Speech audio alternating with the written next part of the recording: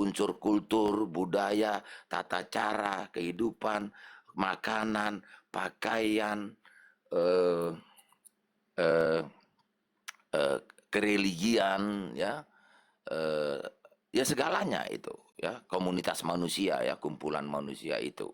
Dalam hal ini kumpulan manusia yang dikenal dengan istilah Jewish, Jew, ya, atau orang-orang Ibrani, ya, orang Yahudi, ya. Oke, nah, sebetulnya pandangan dari luar siapa itu Kristianos itu adalah aliran kepercayaannya orang-orang garis miring nation Jewish itu. Boleh tambahkan aja untuk membuka wawasan, untuk membuka wawasan dirinya. Apa itu aliran? Pakai saja istilah apapun. Bidatkah, orang sesatkah, eh, menyimpangkah, itu sama. Ya, intinya dia tidak ikut yang mainstream awal suku Jewish itu, ya.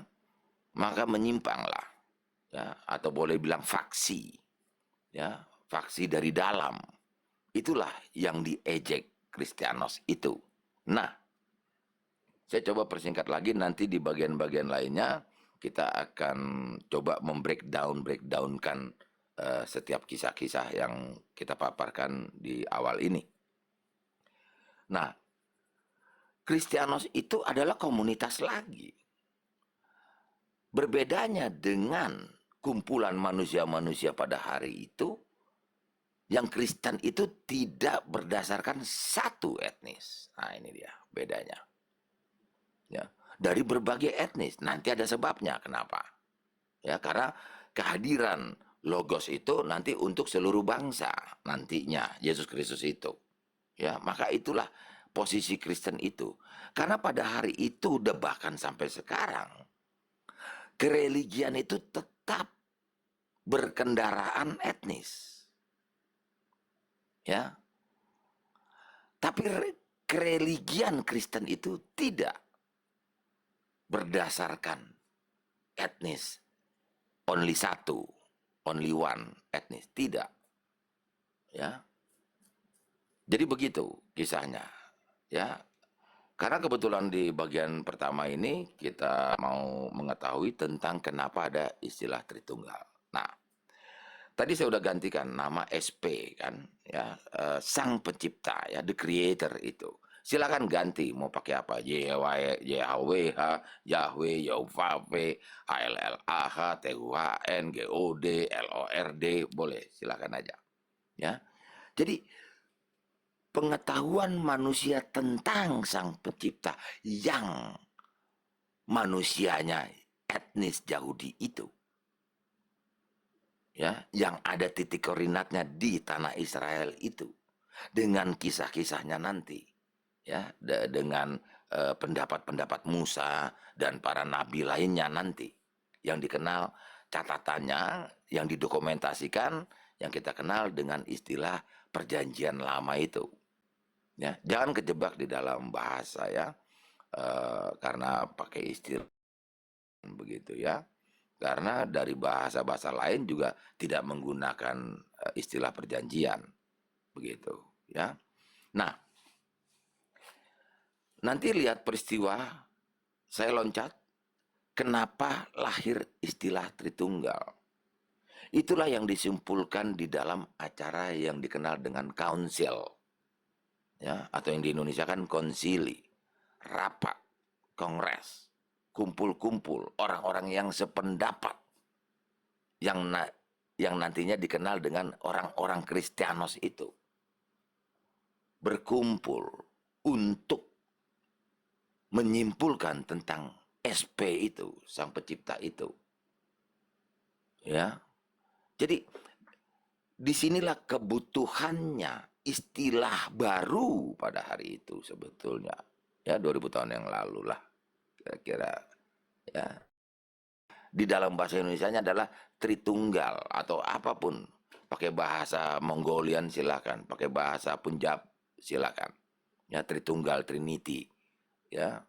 triada, triados, apa semuanya. Karena orang-orang para tokoh-tokoh Kristianos itu, orang para tokoh-tokoh yang menjadi pengikut Yesus, itu siapa? Siapa pemegang peran itu? Adalah mantan Jewish. Ya, itu mantan berkeyakinan, berkepercayaan, berkereligian Jewish. Itulah Kristianos. Maka kumpul rapat. Ya, itu yang dikenal nanti konsili itu. Ya. Maka diambillah kesimpulan oleh para tokoh-tokoh orang-orang yang dijuluki Kristianos itu. Orang mantan Judaism itu. Ya.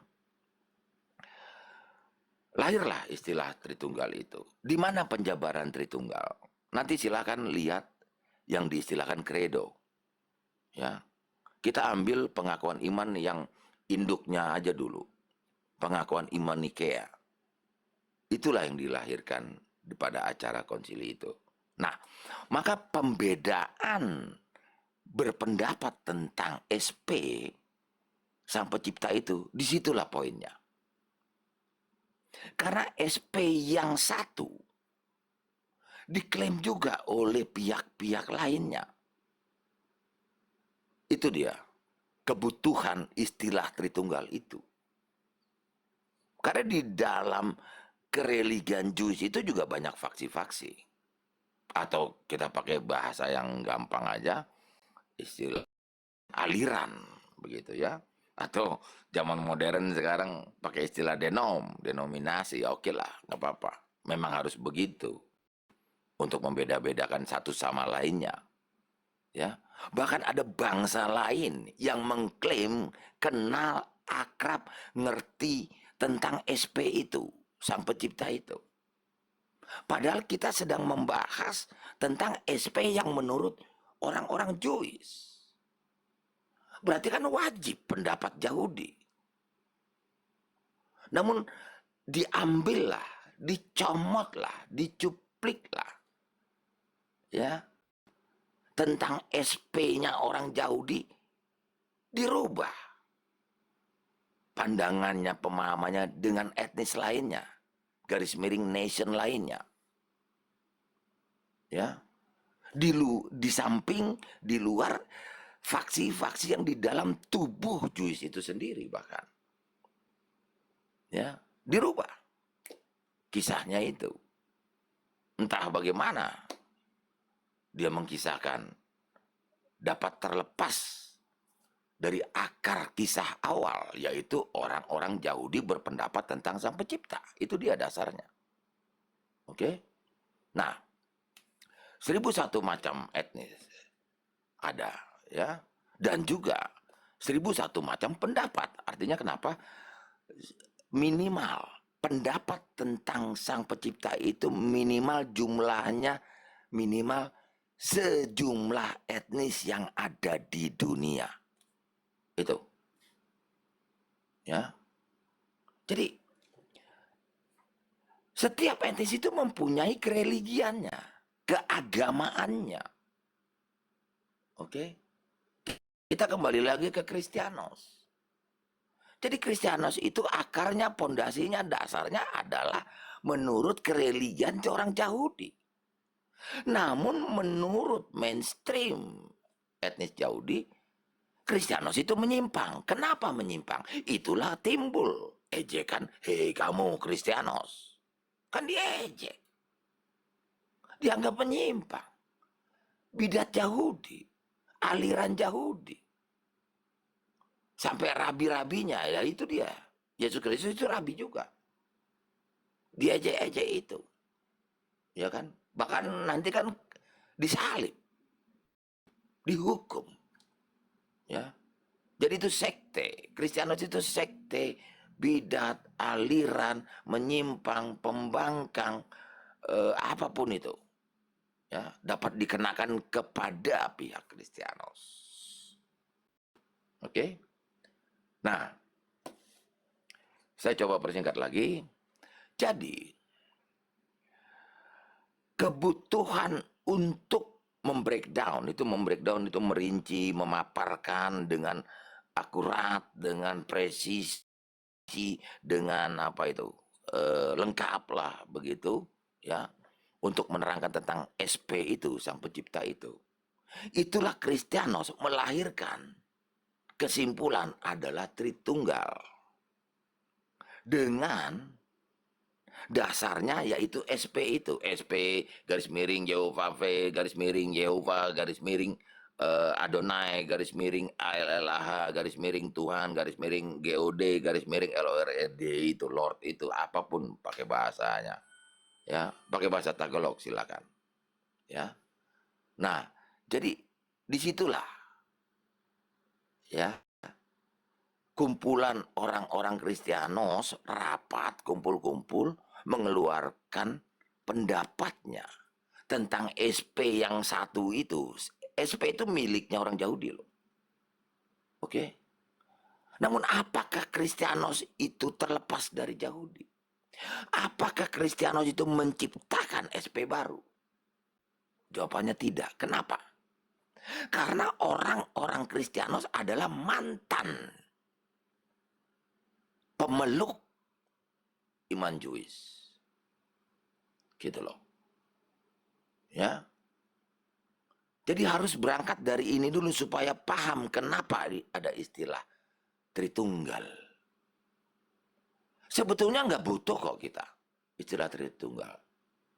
Namun terpaksa kok. Karena semua pihak, segala etnis, segala nation rebutan so akrab dengan SP itu. Dari dalam dan dari luar. Dari dalam jelas bangsa Israel sendiri selisih paham juga tentang YHWH itu. Salah satunya yang paling terkenal siapa? Samaritian. Ya. Kereligian-kereligian lain banyak pada hari itu. Ya. Terkenal adalah Persian. Ya. Bahkan ada satu lagi tercatat di Alkitab, Majusi. Ya, orang-orang dari Majus itu. Dia setiap berbicara manusia di atas dunia ini pasti punya kereligian, pasti. Siapapun dia. Saya pinjam lagi etnis Jawa ya. Gitu loh. Jawa kan punya. Sunda punya. Semua. Aborigin punya. Batak punya. Semua di bumi ini. Jepang punya. India apalagi banyak. Gitu loh. Ya. Jadi kita harus terima kenyataan. Siapa itu pihak Kristianos? Ya. Pihak Kristianos adalah mantan Jewish yang memiliki pendapat tentang SP yang itu tuh dengan pemahamannya. Itulah Kristianos. Oke? Ya, jadi kesempatan ini sampai di situ aja dulu untuk mengerti kenapa lahir istilah ya. Istilah Tritunggal. Jadi nggak usah cari-cari di Alkitab, nggak ada itu di Alkitab istilah itu, ya. Itu kan kesimpulan, hasil resume rapat, begitu, ya, ya gitu.